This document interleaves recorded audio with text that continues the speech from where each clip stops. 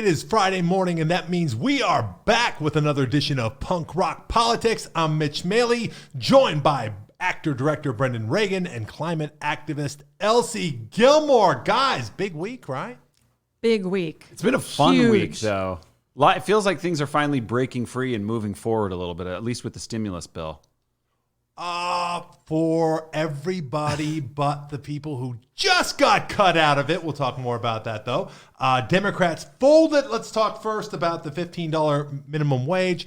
Dems folded on it. They relied on, that thing called the parliamentarian said that it can't be included in budget resolution. So what are you going to do?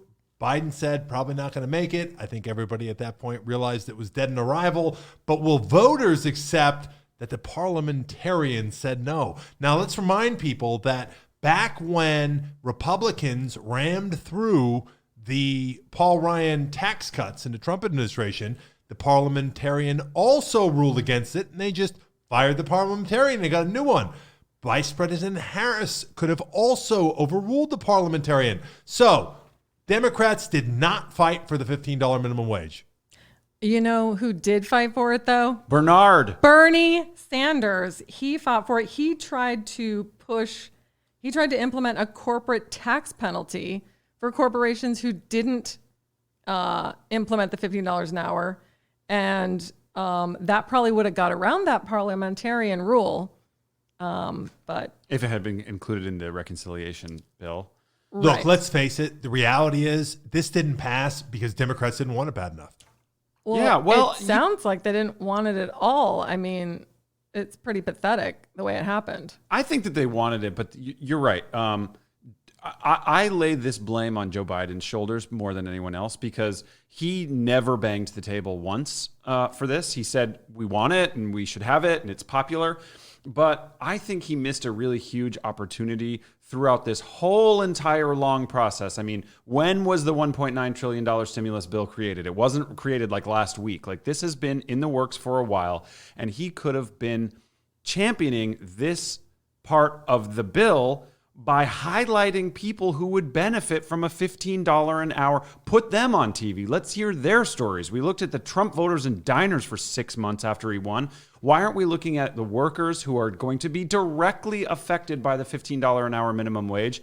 And listen, he's busy. I understand there's a lot going on, but it didn't seem to me like it was ever a priority for him. No. It's 100,000% Biden's fault. I mean, he could have been trying to persuade people. Apparently there were two legislators who they thought were going to vote against it, and so that's why they thought it wasn't going to go through. He could have been pressuring those people. And right now, if Joe Biden wanted to, he could sign an executive order to make it so that every federal employee right now was making minimum $15 an hour minimum wage. Yeah, and why not do that? That's what happened. So in St. Pete, that's what we did. We pressured the local government to make it so that every government employee and every employee of a government contractor in St. Pete now has to pay their employees $15 minimum wage. And Joe Biden basically did the exact same thing with the mask mandate. He signed this really triumphant executive order, saying, the first thing I'm going to do when I get into office is I'm going to sign an executive order saying that there are masks required on all federal property. Now, that doesn't do a whole lot nationwide, but it's sort of a symbolic gesture that he can make to say, we're going to set the standard and hopefully Congress will act to follow us. He didn't do that with a $15 minimum wage. Yeah, it would be more than just symbolic if he started giving people more money who work for the government. Yeah, you're right. That wouldn't be symbolic at all. But largely, it would function as a billboard for the $15 an hour that should go nationwide. Like, put your money where your mouth is kind of thing, Now, Bernie has also said that he's going to do everything he can to force a standalone $15 an hour bill that needs to be voted on so that we can get people on record. I think that's extremely important. Is that the Raise the Wage Act? That's one of them. Okay. That's in there. So there's different varieties of this bill that depend on how and when they phase it in. So that's one of the things too, because you got to remember, nobody yet has said let's immediately make it $15. And that's what Bernie was saying. Like, they don't even want it to be $15 an hour until 2027, which is a absurd. bit ridiculous. Yes, at which point It it'll should be 30. under $13 an hour at that point in adjusted wages. Right. So here's some perspective. The Biden administration fought way harder to get Neera Tanden as OMB director You're right. than it did for You're $15 right. minimum wage, right? Yeah, And how did that she was go? a union buster. Yes. So it shows you, and again, this is not because any Democratic voters don't want this legislation. It's because of the donor class. Some members of the donor class say, yeah, we don't really like it. And Joe Manchin. Listen, a few months from now, when this stimulus package is well behind us, I would like to see not just progressives, because it's a hugely popular deal across all parties. I'd like people to keep the pressure on over the summer, because this isn't just going to go away, or I think they would kind of like it to just go away, to say, oh, well, we tried and it wasn't ruled we were able to do it, and no Republicans are going to help us, so we might as well just let it go. No, I would like to see it not go away. That was like literally the one thing that he took from Bernie's platform, that he kept from Bernie's platform, was this $15 an hour. Which means it's done everything that Joe Biden wanted it to do. And if which you need was to get him phase to be this in, presidency. phase it in for the end of the year. That's plenty of time. Give people 9 months to prepare for it. Yeah. Phase it in by the end But- of 2021. Everybody has to be paying $15. But Dennis, then our hamburgers will cost $35. Clearly, that's what's going to happen. Greatest economy in the world, but we can't afford to pay people a living wage. How would we do that? Yeah, it's much better if we just take our tax dollars and then give it to them on welfare, because they need food stamps. Poor people are very profitable, Dennis. We can't remove that class from our society. This is true. Another loss in that legislation, 17 million Americans will now not be getting the smaller $1,400 now that the eligibility has been narrowed further in the Senate bill, and the Biden administration signaled, hey, we're okay with that. I know, and it's sort of, I mean, on one hand, I see what they're coming from, which is, all right, at $75,000 per person or $150,000 per couple, that's when we start the phase out. And I don't know the exact numbers, but I know that they... Now the Senate is going to phase it 80. Here's the problem, right, though. yeah, it's an aggressive fade out Here's to the nothing. problem, though. Are they going to determine that income based on 2019 Yes, income? It's your most So recent that's- tax No, return. 2019 is So what's in the that's Senate bill. wrong. Oh, really? Yeah. Because think of all the people who are now making Yes. a fraction Yes. of what they were making in 2019, myself included.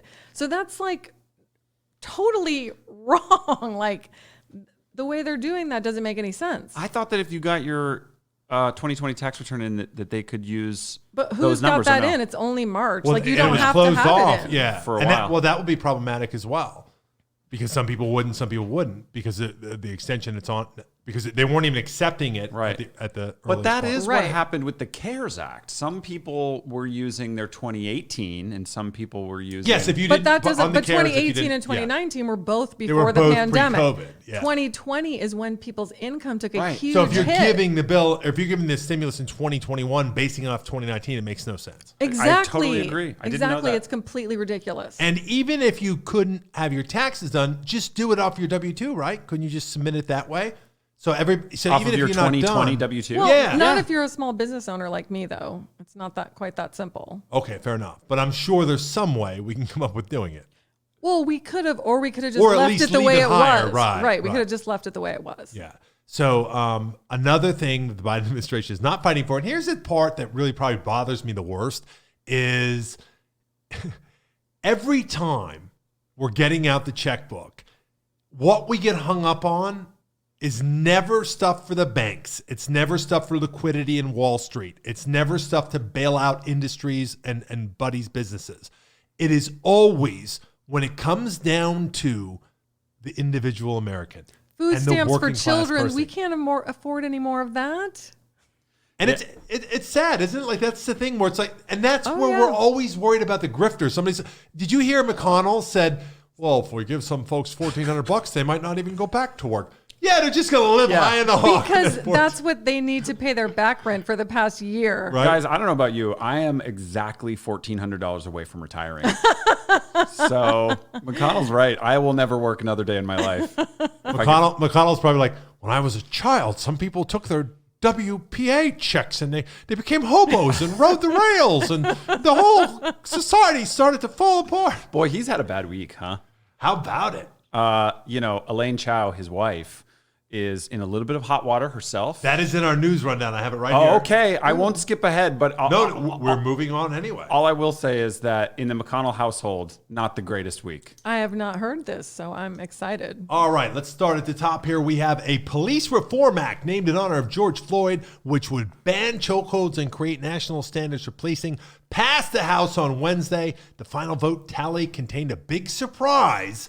There was one Republican. Oh, I thought it was two. No, it was one. Oh. However, he had an explanation for it. It seemed though it might have been like a crisis of conscience. It was not. Turns out that Representative Lance Goodwin of Texas put his finger down on the wrong button. What? Yes. No. Oh my God. He was in a hurry. He pressed it accidentally and went out of his way to correct the record, even though it was elementary because it passed by perfect party lines, 220-12. I think that's what Biden was talking about when he said we should move towards unity.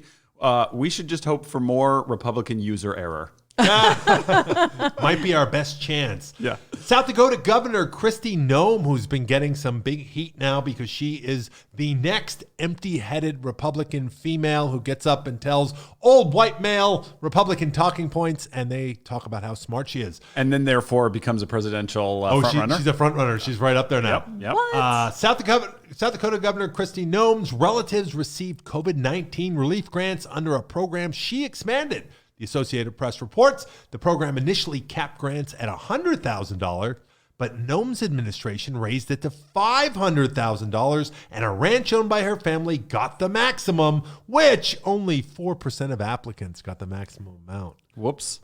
What is it about Shocking. Republicans that they hate government graft until they can get in on it? Until they can get until they can get a taste. Or it's kind of like they create the problem they later want to police when they're like, well, Of government, always, big government, all the waste that comes out of government money. But that's how they come in as the savior, Dennis, right? Look at this huge problem. No, I didn't create it. I'm going to fix it, though. Like our former governor, Rick Scott, right? Speaking of, that reminded me what you just said. Did you hear that Trump and Melania secretly got vaccinated Yes. before in Yes. January? The absolute cowardice of getting it in Speaking secret. of grifters. And just before he left the White House, he and Melania get the vaccine and he comes down to Florida and doesn't say a word about it because he's got a tough guy image. He can't let his followers know that he actually wants the vaccine for his family. There's been some criticism of the Johnson & Johnson vaccine being used in poorer and rural areas as well as with the homeless. Now, Because it's less effective? let's go into this a little bit because the reason, it's not a conspiracy. The reason is it's a single dose. And as we've seen here in it's Florida, easier. it's been very difficult to get double doses, period. Even when we have a transient, snowbird population, we've seen the challenges with that.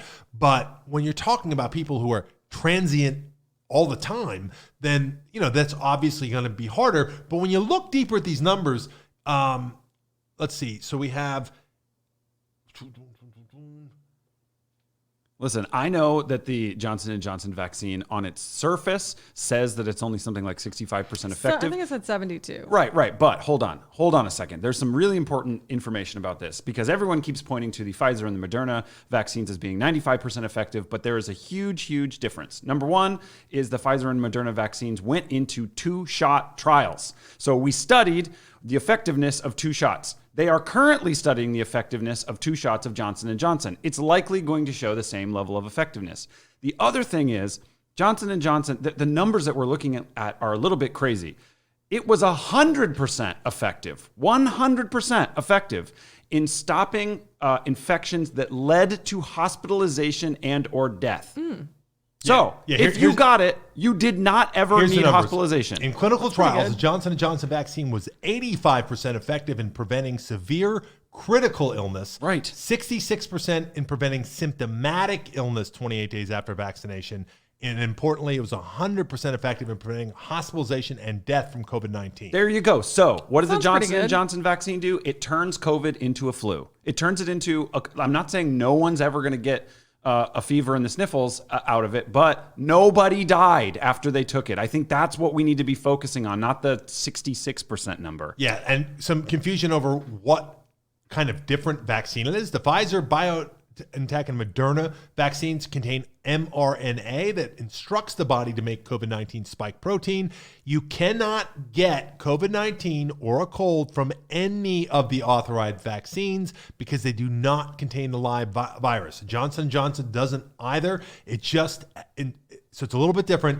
It's made from an inactivated adenovirus, the virus that causes common cold, but it's inactivated and contains a piece of DNA that instructs the body to make the COVID-19 spike protein. So very, very similar, just does it in a slightly different way. It's almost as effective. And to Brendan's point, very important, when they study it with a second dose, I would suspect it's probably going to come back with the same numbers, or even showing that the Pfizer on a single dose is very effective. Yeah, like the single dose of Johnson & Johnson. So yeah, I think that's what we're going to see. And I wouldn't be surprised also that if in a few months after the 2-shot trial of the Johnson & Johnson vaccine wraps up and we get some results, I wouldn't be surprised that if they said, hey, actually, if you ever got a Johnson & Johnson vaccine, now you can come back for a booster and you can come up to 95% as well. Exactly. I wouldn't be surprised.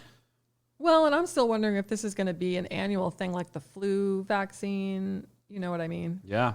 Yeah. Well, it depends on how many variants we start getting. And that's another point too. That's is that why we keep getting the flu, right? Right. Those first 2 trials were also done before a lot of those variants were in the United States. True. So we're also seeing the Johnson & Johnson is going through with a number of worse variants that are stronger. So it's not an apples to apples comparison any way you were going to do a vaccine trial now.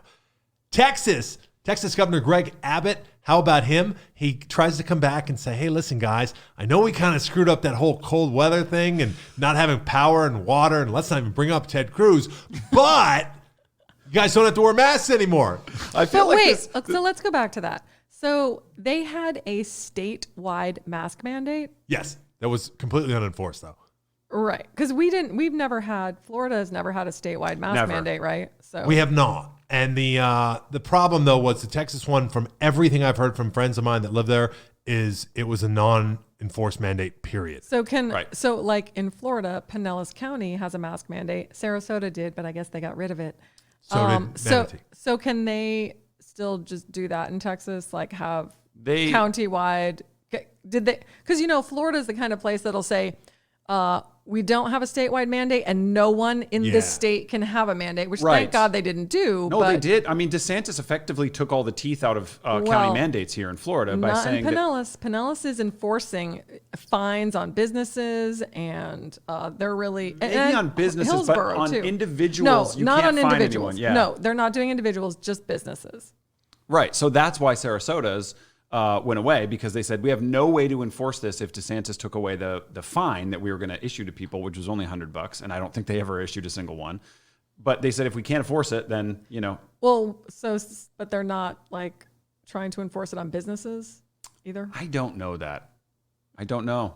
No, because there's no mandate anymore. Hillsborough is really like I think they've shut a couple places down. Pinellas has fined some bars and told them they can't do certain activities there. So, and we have a really low rate. I think Pinellas is one of the most progressive counties in it by far in the state.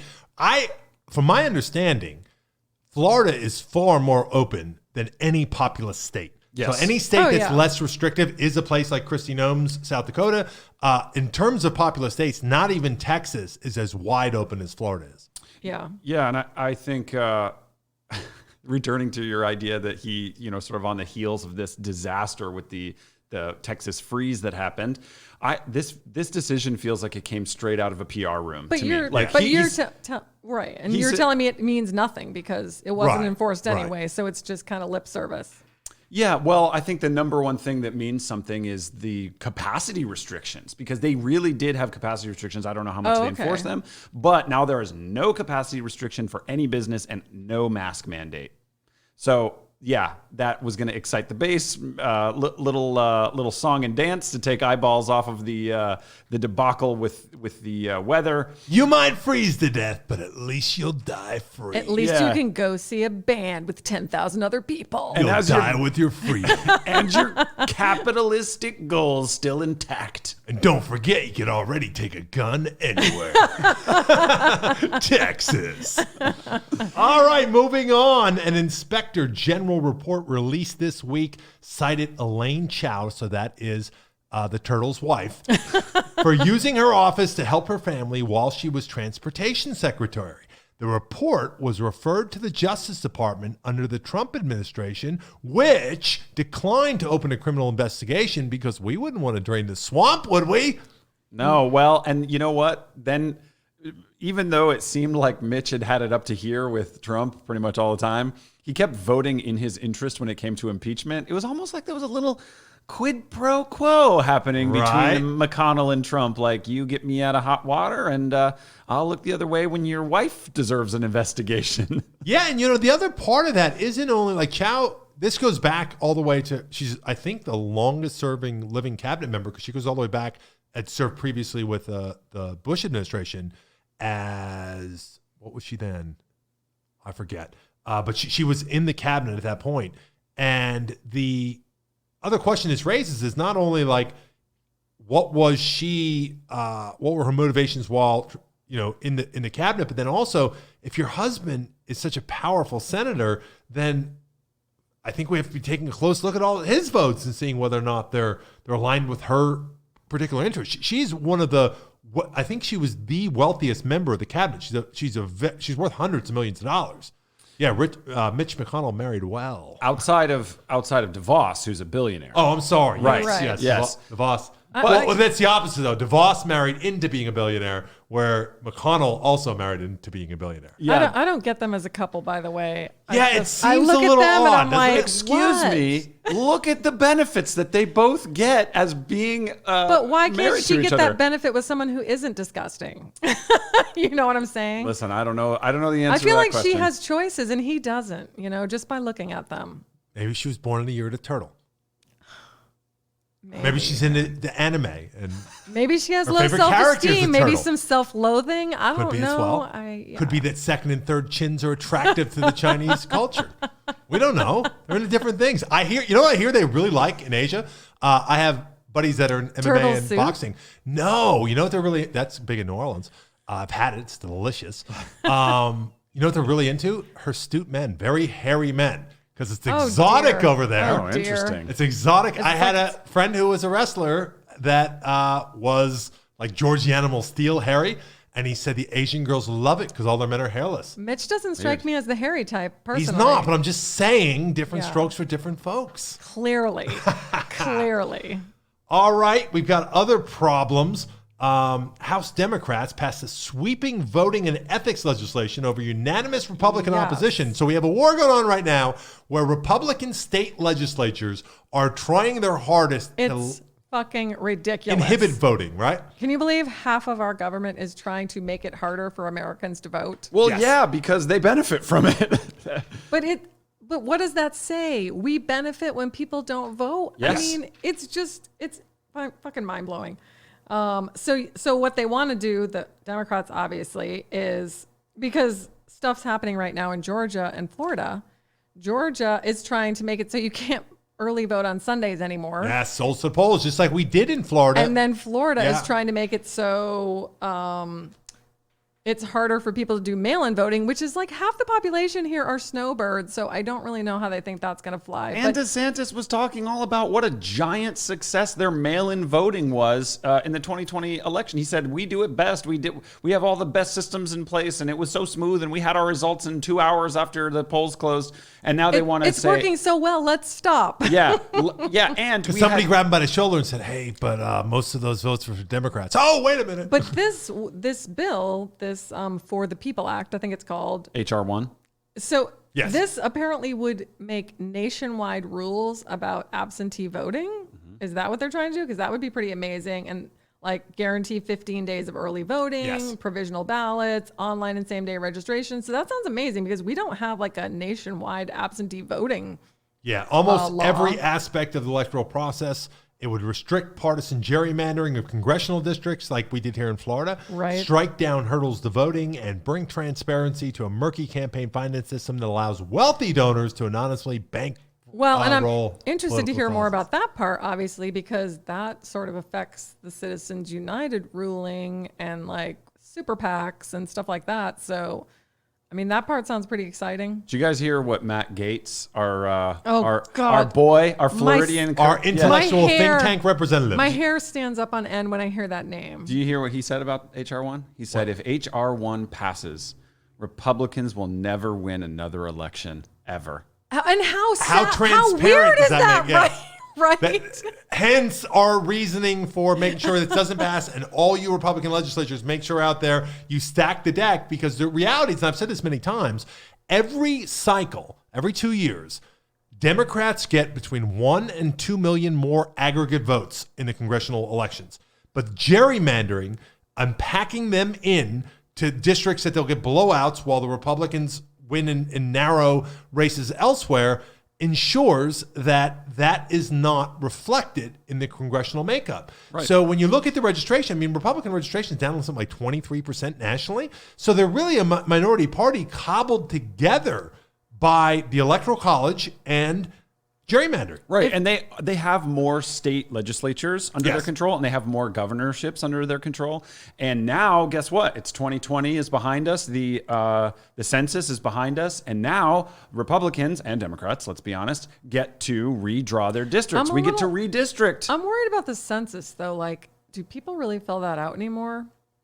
There was an aggressive census program. I knew a couple of people that worked for it, and they were very, very happy with the way the process worked. All right, The that's good. there were some challenges, obviously with COVID, and then there were also some challenges with people being afraid to answer because of ICE. Also, wasn't it like mainly online this time? And No.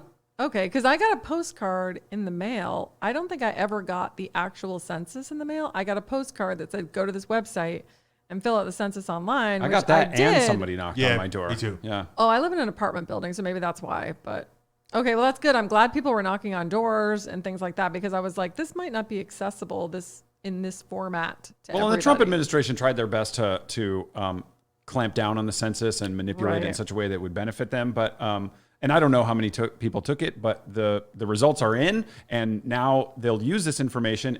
In fact, they actually should be doing that process right now, but I think they extended the deadline to something like Yes. November of this year. So that's going to cause even more chaos, because they're going to be redrawing districts like in months. 2022 is going to be a problem. In the months before the midterm election, things are going to be changing like crazy. And actually, I would keep an eye on Florida among all states, because Florida is one of the biggest weapons that the Republicans will have in terms of redistricting a state to gain several seats.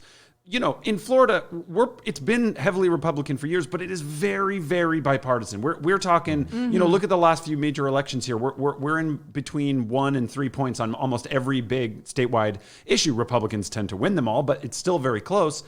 And they could redistrict Florida in such a way that gives them 75% of the House seats. The Democrats could lose 4 or 5 seats. Well, just the good here in news Florida. is we have the fair districts amendment to our Constitution. So we have the courts as redress, which we've had to use on a number of occasions. It's usually the League of Female Voters or League of Women Voters.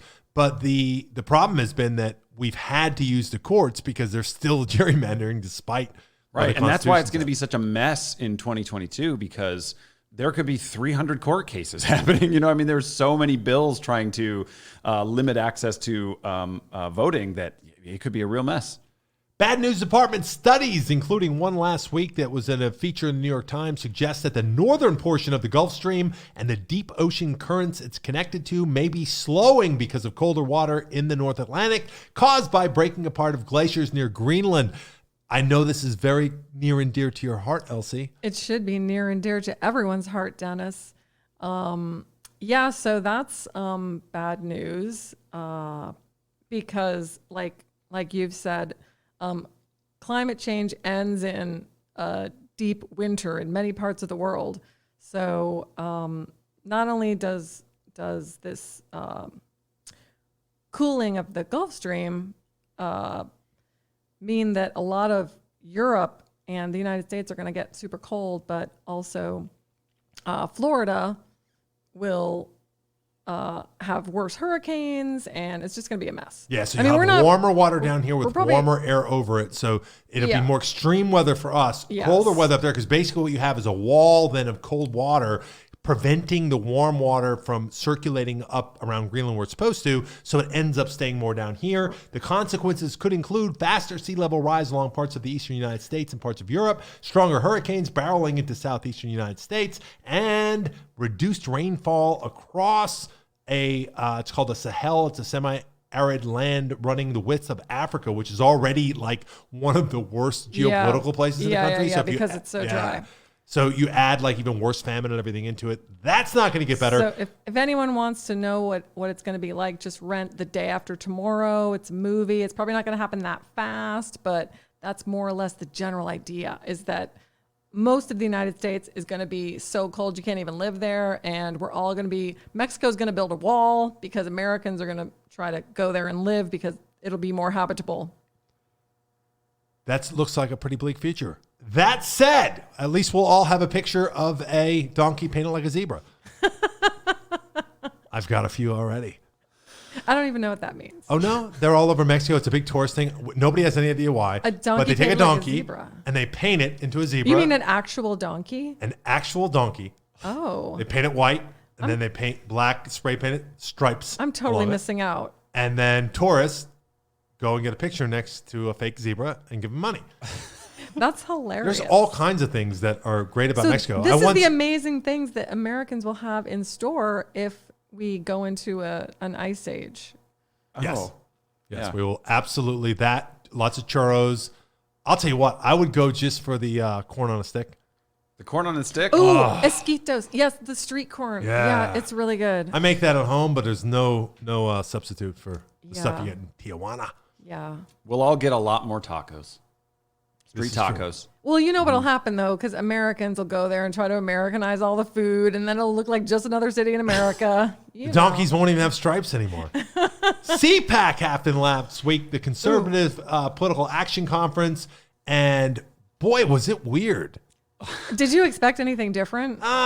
Even for CPAC, it was weird. So Donald Trump makes his triumphant, public return, defines Trumpism, and it turns out it's every Republican talking point that we've ever heard, which is end to job-killing regulation, low taxes. Don't forget the election was rigged. The election was rigged. I won. I'll win again in 2024. I'll beat him for the third time. If Reagan hadn't gutted mental health care, he would have just been saying that to himself in a padded room, but instead he was saying it on stage in front of TV cameras. Too true.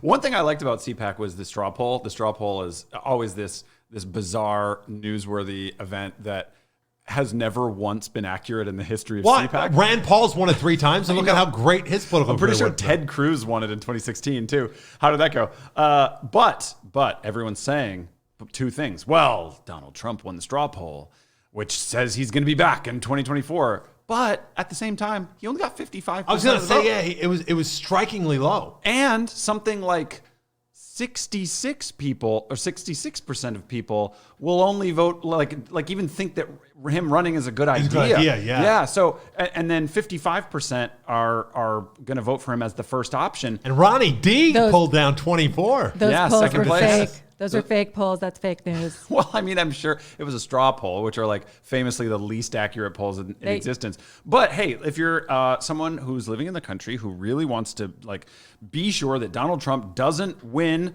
or run, or I should say win the Republican nominee for president in 2024, well, hey, he's on track to not do that. Did any of you see Donald Trump Jr.'s speech? No, I didn't watch a single second of any of it. He has all the charisma of a wet dish rag. On He cocaine. tried. He tried so hard. You're even though. talking about Don Jr., right? Not the other one. Oh, Eric's. I don't want to say what he is because it wouldn't be a politically correct term. I love think his you were gonna portrayal say on ridiculous. SNL. His portrayal on SNL, Eric's. It's perfect. It's not even like, hi, I'm Eric. It's like, oh shit, is that? Oh, it's not him. All right. Spot on.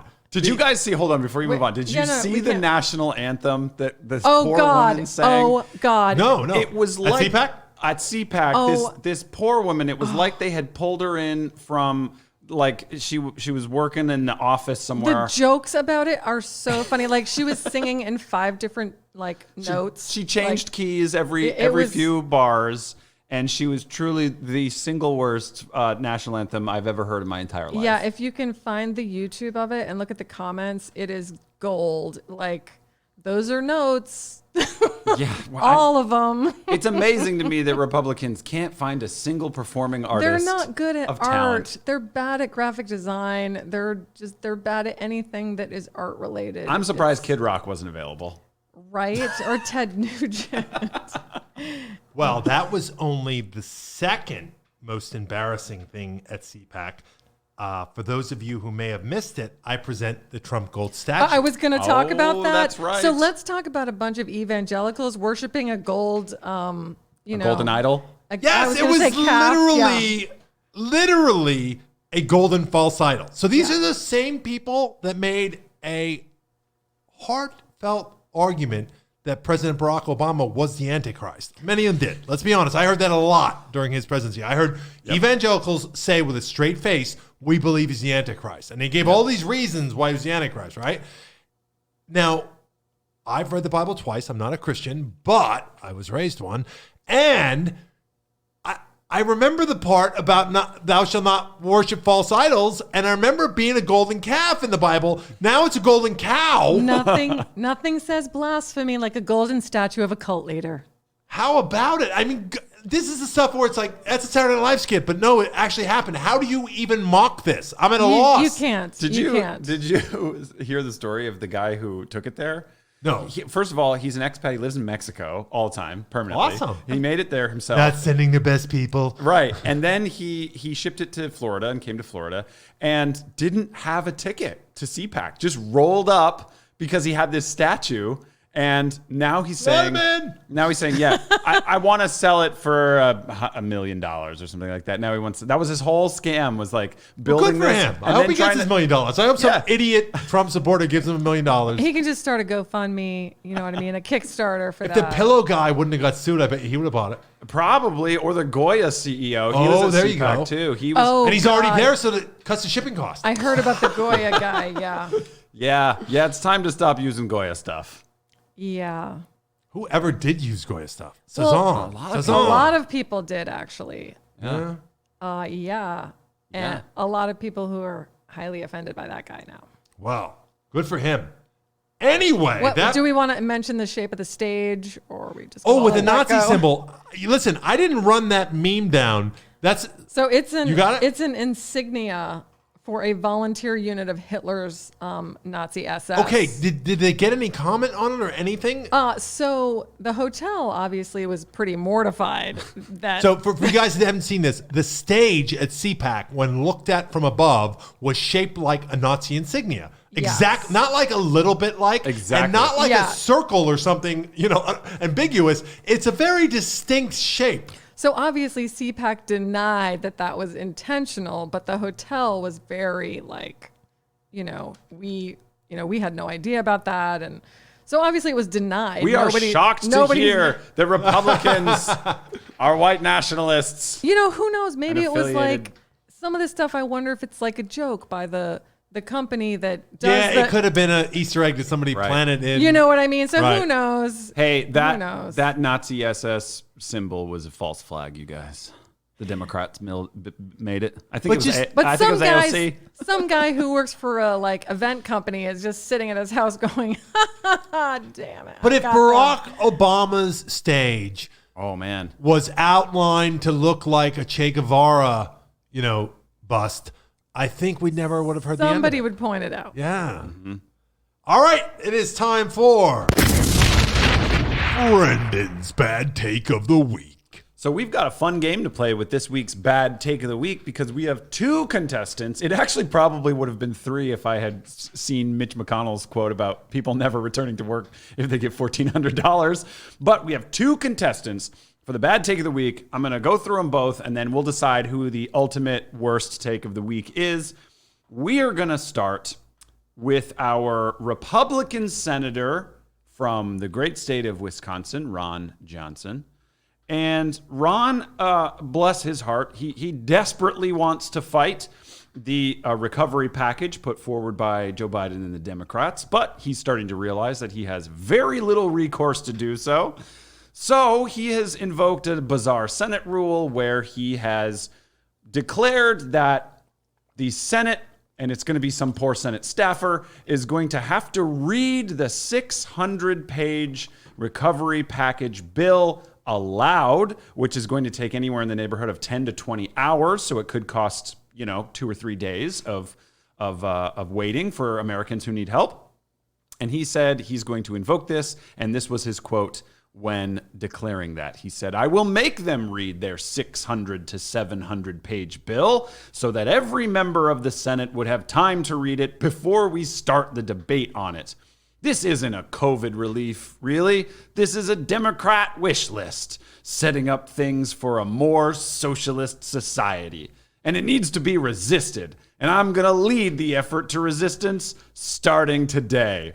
So this is Ron Johnson's big, giant, exciting resistance idea. He's going to just delay things by 10 to 20 hours. Well, first, you were like overly generous in your impression of him. Have you ever heard a dude talk? Yeah. All I can say is thank God he's not having to read it because I'm not sure he can read. I'm not even joking. Yeah, he should be a prime target for a Senate pickup I think he's up in 2022, isn't he? If he's not, he should be. Yeah.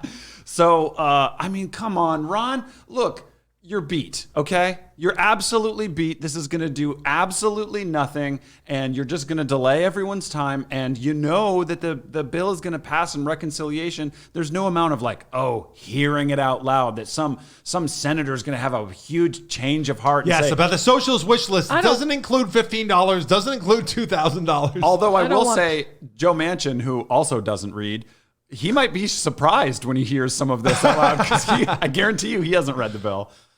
So I don't know, maybe Ron Johnson's onto something, but I thought that was a particularly bad take, especially the part about leading the effort to resistance. I don't want people to have things.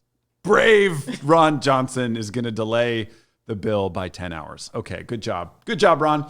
So then we're going to move on to the other contendant for bad take of the week, and we're going to return to Greg Abbott, who is a governor of Texas. As we know, just 2 days ago, I guess it's 3 days ago now, he said, this is on Twitter, he wrote, "I just announced Texas is open 100%. Everything," he wrote in caps. "I also ended the statewide mask mandate." Then just 48 hours later, Greg Abbott tweeted, "The Biden administration is recklessly releasing hundreds of illegal immigrants who have COVID into Texas communities. The Biden administration must immediately end this callous act that exposes Texans and Americans to COVID." As if Texans and Americans are two different things. That's a funny part. You know what? Okay, let's say Biden was doing this. He was just rounding up as many people as he could find with COVID who were from Mexico, and he was putting them into Texas. Human COVID bomb, if you will. What would be like a really good way for Greg Abbott to fight against that? Maybe a statewide mask mandate and capacity restrictions on businesses in his state. Irony. I don't know. If that was dangerous, then why take away anything to fight COVID whatsoever? Good job, Greg. I really like Biden's response. He said that Abbott has that's Neanderthal thinking. Yeah. I like that. Yeah. And How funny would it have been if some big Texan oaf was standing in the audience when he said, "No more masks. What about the Biden Mexicans?" Oh, yeah, we need masks. What do you guys think? Fuck masks and the Mexicans. Yeah, we're Texans, not Americans. Well, listen, this exposes Texans and Americans to COVID, you guys. And I'm sure that last comment he made will not result in any racism whatsoever. Right. Brown people in You Texas. one of those Biden Mexicans or a Texan Mexican? Exactly. Are you Tex-Mex? So we got to put it to a vote, you two. Who do you like more for the bad take of the week? Is it Ron Johnson telling people that he's going to lead the effort, lead the resistance against the stimulus package by making it be read out loud? Or is it Greg Abbott who's throwing reckless attacks at Joe Biden after completely opening his state up to COVID think protection. Abbott. I'm going Ron Johnson only because since Biden won't fight for us, I won't fight for him. Oh, man. You guys were supposed to be unanimous on this. You're going to have to split the tie. Sorry. Okay. My vote goes to Mitch McConnell. We have a 3-way tie for the bad take of the week. Nice. No one wins. I think that's the point of these quotes is that everyone loses. These are our actual... Yep, these are our actual leaders, ladies and gentlemen, our duly elected representatives fighting for us. Yes. Final issue. Turns out Governor Cuomo is a pervert. Oh, yeah. Turns I'm out. just going to say, Dennis, who isn't? Right. You know what I'm saying? Who of us hasn't just forcibly kissed a coworker because we felt like it on a couple occasions? Things were getting stressed. Listen, I'll give him maybe this much leeway in like April because we all thought it was the end of the world. Maybe he's like, I always like this girl. I'm just going to roll the dice. Listen, as a but woman, by June, come on. As a woman, I grade on a scale. You know what I'm saying? Is you're either just a little pervy or you're just really a bad person. I love that one of the women who accused him of improper action said, they quoted him, and he said, hey, I haven't hugged anyone in months, right? Who have I hugged last, huh? And I can imagine him saying that with his arms wide open, like, hey, you want to come in for a hug? All right. What a pervert. And again, Have you ever dated an older man? Oh, God. Okay, so this brings up, I saw the photo of the woman at the wedding who apparently he put his hand on her bare like lower back and she removed it and he's like, oh, you're feisty. And then he grabs her face and like kisses her on the cheek, I think, not on the lips, like just plants a little kiss on her cheek. Okay. Obviously you shouldn't do that. So then one of his subordinates, right? It was a subordinate of his, right? 2 subordinates of his. He apparently kissed one of them on the lips, just like a peck on the lips. I forget what else was going on with her. One of them, he was like, do you want to play strip poker? Are you interested in older men? Okay, so there was some creepy conversation. Yeah, and he was asking them about their sex lives, too. Yes. He was saying, like, when's the last time you had sex and things like that. Okay, Shouldn't be doing that. Are you all of monogamous with your boyfriend? That kind of stuff. Ugh. Oh, yeah. Okay, so all that stuff's really very, very bad. So, let's go back to the Me Too movement, right? Where the phrase was believe women. But since then, we've morphed it into listen to women because obviously you shouldn't believe every single person because you should believe men too if they're telling the truth. So what happened with, let's talk about Al Franken, right? Al Franken was crucified. Yes. By Democrats, even though he said, please investigate me. But did they wait for him to be investigated? No. They completely crucified him and forced him to resign. Hey, Kirsten Gillibrand was trying to be president. I'm saying he's like, yes, please investigate me. So... Well, he was a little reluctant on that, and he flip-flopped on how he wanted to be investigated, whether it was going to be independent. And didn't he have to give approval to Letitia James in order to open a special prosecutor? There is an investigation open now. Yes. So... I think they're going to find out he's a pervert and an asshole, because I've always thought he's an asshole so here's and a the bully. Thing. Do we wait until they find that out? Or do we force him out? No, let him find it out. We absolutely have to have investigation. Absolutely. That's what you're getting Because that's what's happening again. Obviously, there's some op-eds out right now saying he should resign, whatever. So it's like we should listen to women, but we should also like follow through and like. No, I have no qualms with that because the truth is that we should not be in a society where allegation can end someone's career and someone's personal life. And especially right now, we crucify people on social media. I've seen it happen so many times. And someone will get crucified, and then even if they are exonerated, now the internet's not going to be flooded with their exoneration. Sometimes people will not even see that part, and they'll just remember, oh no, that's a bad person. I remember he was accused of this, and so he probably did it, blah, blah.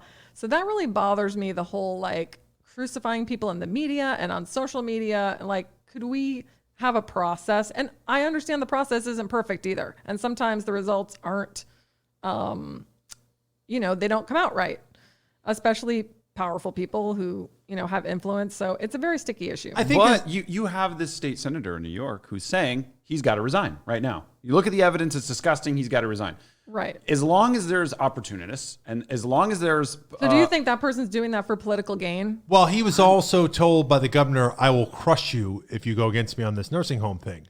I can destroy you. So this is the problem I have with Cuomo is Cuomo falls into that big category of politicians who made their reputation with the American public through tragedies. And where Cuomo came into the American mainstream was during the fiasco that was Trump being president during a true national crisis, you at least had one person giving televised briefings every day who sounded like he knew what was going on and cared about getting good results. Now, but I'd also put that up probably with Giuliani's post 9/11 performance, George Bush's post 9/11 performance, where it was like, oh, the country needed a soothing voice. So just because they mouthed words correctly during a good time, we all of a sudden elevated them to be something that they were not. You know, Giuliani turned out to be a complete crackpot, but we had him like, oh no, he's America's mayor and all this thing going on. And the same thing was happening to Giuliani during that. In fact, one of the interesting things that came out was I saw an article, I forget where it was. I want to say it was in one of the more indie publications. And they brought up all these fawning articles by CNN and a number of female reporters sexualizing Cuomo during these things, talking about how sexy it was to have, Americans, governor, all of a sudden we have two presidents, one of them said. Right, yeah. There was a little brief That's period of comedy about having it like in for Cuomo because he was so transparent and so like he was our new leader for his shirts are transparent and they show those nipple rings. They sure do. That's just, I don't want to be biased by somebody have a little freak flag flying, but a governor with nipple rings and certain accusations, it starts to be a little bit of smoke. And I'm not trying to kink shame him. Listen, I'm in my 40s. I was going to say. I can't get through a good session without a little bit of tuna in Tokyo at this point. Oh, my God. But I think there's something gluttonous about having your nipples tweaked 24/7. To me, it shows a lack of restraint. Listen, I have nothing to say about that, but I will say... You don't like a little nipple tweak, Brennan? No, everyone likes a good nipple. Not everyone. I'm going to go ahead and gentle stay out of one. that conversation. No, okay. This is what I was going to say, though. Cuomo, what bothered me the most was that he signed this book deal to be heralded for his tremendous COVID response. And yeah, like to your credit, he did a few things that did make us feel good, particularly New Yorkers, when it was zero transparency and nothing but lies coming from the Trump administration. We were getting some... Well, and I think that's why he looked so well, good. No, but we're getting lies from him, it turns out, though, too. Yes, and we he didn't was know signing that, book though. deals, taking victory laps for being the guy who, beat COVID. And by the way, he didn't do hardly anything to beat COVID. New York had another big surge. They had to do shutdowns again. They had to, that poster he spent all that money on having created that, was like a memorial to their victory over COVID that didn't mention the people dying. Yeah, and now it has come out that one of his great accomplishments, this COVID response, actually was full of shit, and he may have not only because right from the very beginning, a lot of Republicans were pointing the finger at him in terms of doing something horrible with the nursing homes, forcing people to stay in there, putting infected patients with other patients. Like, it looked really bad. He said, no, it never happened. Turns out that might have been a giant cover up. Meanwhile, he's writing a book about how good he is at COVID. Like that, if you want to talk about presidential aspirations, this guy was on a fast track. And how about his brother, Chris Cuomo, who threw these softball interviews all during COVID, where he wouldn't ask him about the nursing homes or anything like that, then comes out and says, well, I would have a conflict if I interviewed him. To cover him about this issue, yeah. Right. No, I saw that. That's bullshit. And on top of everything, he's a perv. Well, and bottom line on this stuff, if this stuff is true, obviously, it's interesting though. So if you weren't governor and you worked for a company and you were accused of these things and you were found to be guilty of these things, would you be fired or would you be put through? I'm just asking you, this is a theoretical question. Or would they put you in some sort of sexual harassment training, like whatever? What do you think, like a person in a normal company? I don't think the same standard should apply.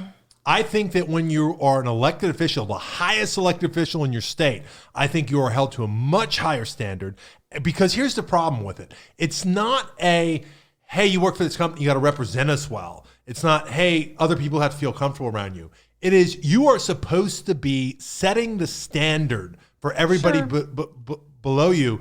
And if you're so incredibly reckless, the problem I've always had, and I'm not a moralist in that sense in any way, the problem I've always had with the Clinton type question all the way back when I was in high school when that happened is judgment. It really makes me uncomfortable when I look at someone who's in a certain position of power, and the higher up the power structures you get, the higher standard I think you're held to.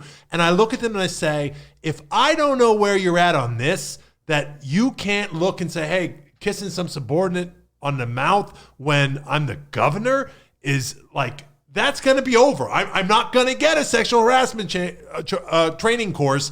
I'm going to be expected to resign from the moment she says it. If it's true, right? Then I don't really have much sympathy for him. I got to be honest. I hear you. And it's not just my prejudice against nipple rings.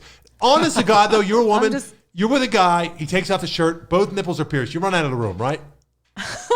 Seriously. I've never had that happen. I can't say. Like, it'd freak you out a little bit, though, huh? Maybe, yeah. I mean, all right.